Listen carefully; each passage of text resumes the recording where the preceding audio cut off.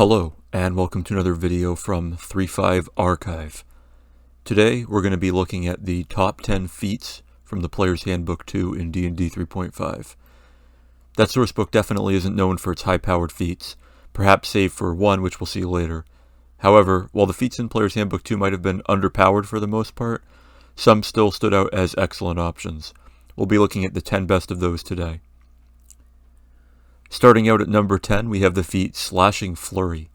This feat requires you to have a plus 14 base attack bonus, as well as melee weapon mastery and weapon specialization. So you're going to need to be a high-level fighter to take it. But in return, it lets you make 2 melee attacks as a standard action, one at -5 to hit and the other at -10. These attacks can only be made with a slashing weapon as per the name of the feat, but that's fine as the best weapons in the game deal slashing damage anyway. You can also make a full attack and get 1 extra attack, but if you do, all of your attacks get -5 to hit. This can be a risky choice, especially considering you need to be dealing a lot of damage for this to be better than power attacking for an extra -5 penalty, but the ability to make 2 swings on a standard action is pretty good. At number 9 we have Divine Armor. This feat requires you to be a Divine caster of 5th level or higher. In return, you can use one of your turn or rebuke undead attempts as a swift action to get damage reduction 5 until the start of your next turn, with nothing bypassing it. You can use this feat before wading into melee, and if you're not fighting undead, having alternate outlets for your turn undead attempts is great. This one isn't the best out there, but it's definitely saved some characters' lives over the years. If you're hit by a monster with multi-attack, this could potentially give you an extra 15 or 20 effective hit points, which is nothing to sneeze at level 6. The usefulness of Divine Armor will taper off as the levels go on, but it is certainly worth taking at the level you qualify for it at. At number 8, we have Indomitable Soul. This feat lets you roll 2 d20s and take the best result for will saves against mind affecting or fear abilities. Getting 2 chances at a will save is excellent, and this feat would be always worth taking if it not for the fact that it requires endurance, which is almost always terrible, and Iron Will, which is a passable feat, but still another requirement to get into this one.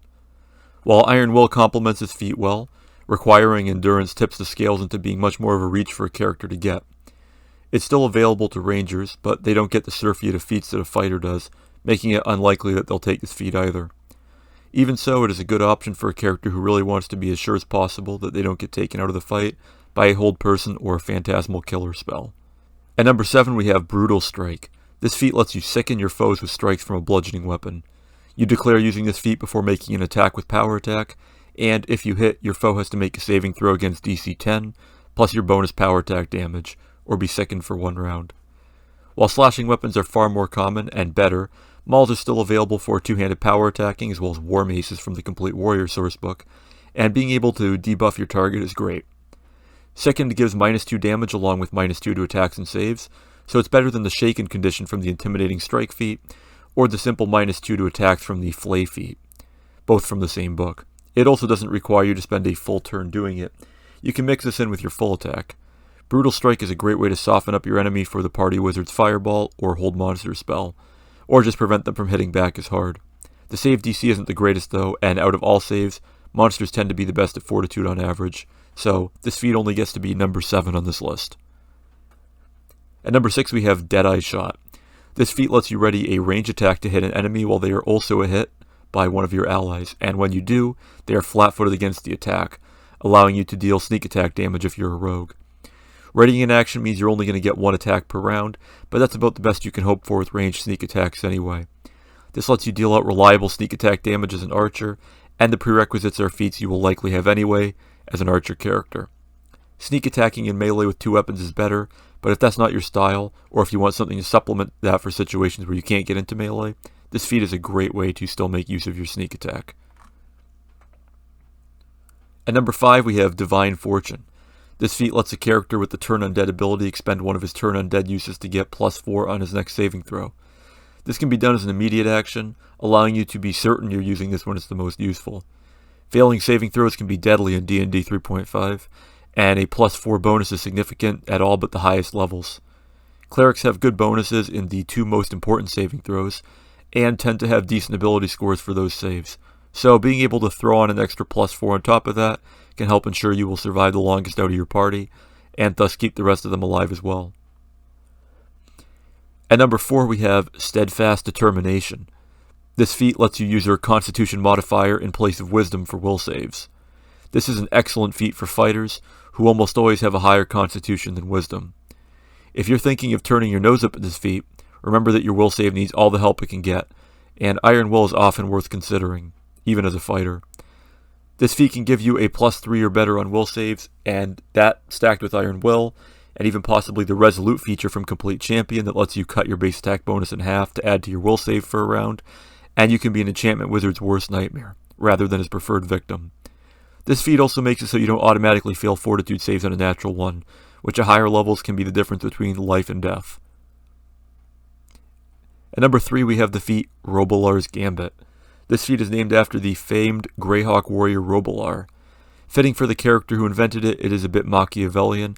At the start of your action each turn, you can choose to give your opponents +4 to hit and damage against you, but if they do and they attack you, you get an attack of opportunity immediately after each of their attacks. This sounds like a lot, but if you are heavily buffed by beneficial spells, or even just a well-built fighter in general, you can leverage these attacks of opportunity into massive damage that ensures you don't even need a second turn to kill your opponent. It's best used against monsters with many lesser attacks, like perhaps a Hydra, and you're going to want good dexterity to make sure you can take advantage of every chance you get, likely with gloves of dexterity. But with a bit of setup, this feat can be incredibly effective, as anything that grants you extra attacks will. At number 2 we have the feat Mad Foam Rager. This feat lets you delay the effect of any one attack, spell, or ability used against you while raging for 1 round. It doesn't take hold until the end of your next turn, giving you 1 more turn to act.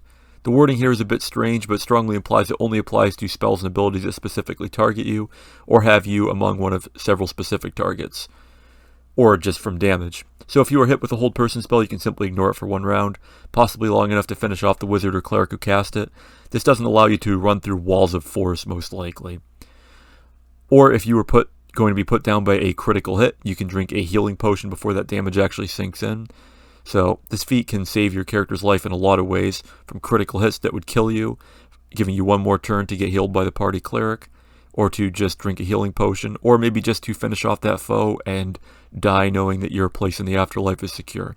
This feat can turn a close fight in your favor, and that's what earns it number 2 on this list. And finally, at number 1, we have, of course, Arcane Thesis. There's really no other choice here for the best feat from the Player's Handbook 2. Arcane Thesis is just one of the most powerful feats in the game. You choose a spell and get +2 caster level when casting it, and, more importantly, metamagic feats you apply to that spell cost 1 less level to apply to it. This allows for some truly impressive metamagic feat stacking. A popular pick is the spell Orb of Acid, a spell that conjures and hurls an Orb of Acid as a ranged touch attack with no saving throw or spell resistance allowed, being Conjuration. Stacking Empower Spell, Intensify Spell, Maximize Spell, Split Ray, and so on allows for potentially hundreds of points of damage from a single spell. And even besides that, the uses for Arcane Thesis are myriad. Out of all the feats in the Player's Handbook 2, it comes up far and away the most in discussions of character optimization, and is probably the most used feat from that book. And for that reason, Arcane Thesis is going to be the number 1 feat on our list. So that's going to be about it for this list of the best feats from the Player's Handbook 2 for D&D 3.5. Please like, share, comment, subscribe, and so on. Thanks for watching, and I will see you next time here on 3.5 Archive.